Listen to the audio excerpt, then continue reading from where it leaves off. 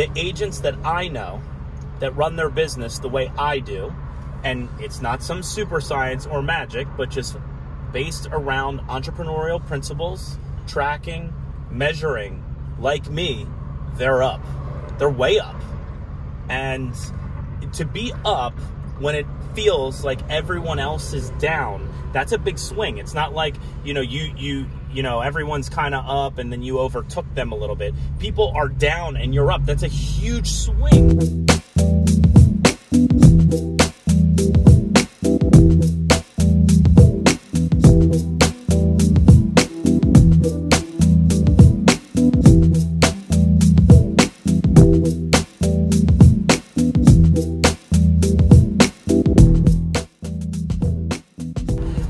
So that was a transaction that I'm representing the seller, and the buyer is an agent and is looking much more closely at the fine print. Not that there's anything duplicitous or deceptive in there.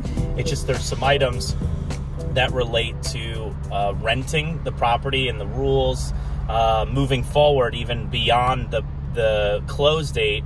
And she wants it to be very clear. And as real estate agents, we're constantly engaging different vendors who are licensed to do what they do, whether it's an inspector, someone who does title insurance, the escrow company. So what that was is basically what we do all day long. Once you're a listing agent, you're representing mostly sellers, you spend the majority of your day problem solving between the vendors. I actually have a really good example of some problem solving that I had to do yesterday, where my clients are selling their house. They live in the UK.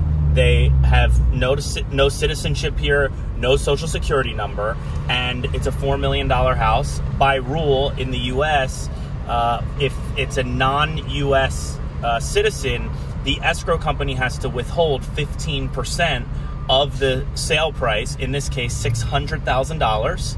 Then they pay it directly to the government, and then the owner has to then file their taxes and apply to get the money refunded minus the capital gains exposure. So the way that looks is, let's say they sell something in November right now. They have to wait until April to file taxes, and then they have to wait another year or so to get the money back. $600,000 sitting with the US government, accruing no interest. And people want to use their money to make money or to put it in other investments, whatever it is. So I put a phone call together with a tax attorney who's been doing it for 25 years. Their LA accountants, their UK accountants, and the sellers, and the escrow company, and he educated us on their eligibility to actually waive this. And that's the difference between the sale coming together and not. Instead of me just taking the U.S. accountant's word for it, we all learned something. Even some of the people on the phone have been doing what they do for decades. And as it relates to me, it's a difference of making a $100,000 commission or not. They may just change their mind and say, you know what, this doesn't make sense for us for right now. So when you're representing a seller, you're really solving problems all day long.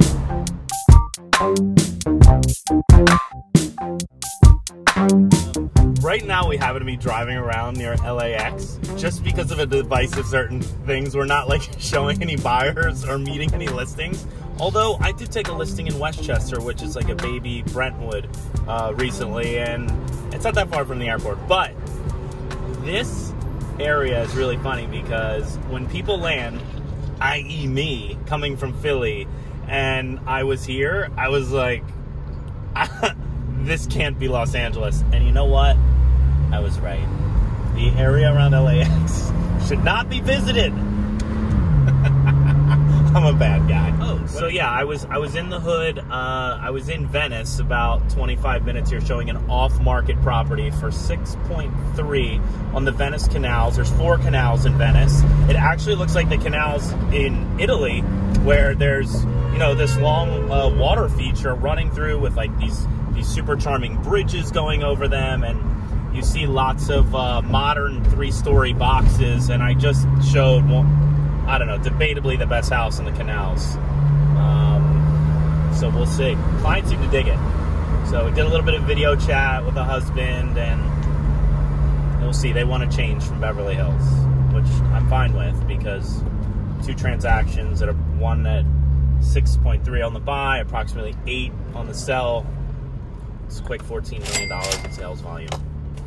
Venice is an interesting neighborhood because while it has always kind of been, you know, this, I don't want to say seedy, but, you know, cultured area of the beach versus Santa Monica and Malibu, a lot of tech companies have set up shop, you know, in Venice. So we've seen a lot of young people with new money working in Santa Monica and Venice. So whereas Venice before had a lot of old property, in the last, let's say, the last cycle, so about 11, 12 years, we've seen a surge of vertical modern boxes in Venice trading for a ton of money on a postage stamp size lot. All the bells and whistles, of course, but basically no yard, no outdoor space. So LA landscape has certainly changed. The one cool thing about LA is that it's so sprawling. It's really a group of villages. Los Angeles is a group of villages, and you kind of have to decide as a buyer what's important to you. Do you want to be near work? Pro tip, yes. You want to be near work, and then what amenities do you want of the village that you decide to plant your roots? Because, you know, you try to stay in your village as much as possible because everything's so spread out. It's not like New York where you take a quick cab ride or jump on the L to, you know, nightlife. I mean, it can sometimes be a trek. If I want to go to Soho House in Malibu, it's an over-hour drive each way. And I live just outside Beverly Hills, so, I mean, think about that. I mean, that's a long drive to go have a few drinks and dinner, and an Uber ride can be, you know, $120 if you're not in an Uber X or Uber Pool. Oh yeah, now it's getting sexy.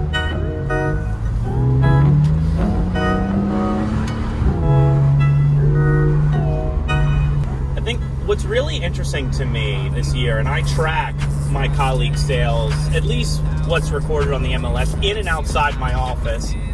Some would argue that I'm being nosy or being competitive, and who knows, maybe there is a component to that. I am a human being. However, I think it's important to see what the people that historically, that sell a lot, which is most of my industry colleagues, are doing, because I think that it's a big indicator of market conditions.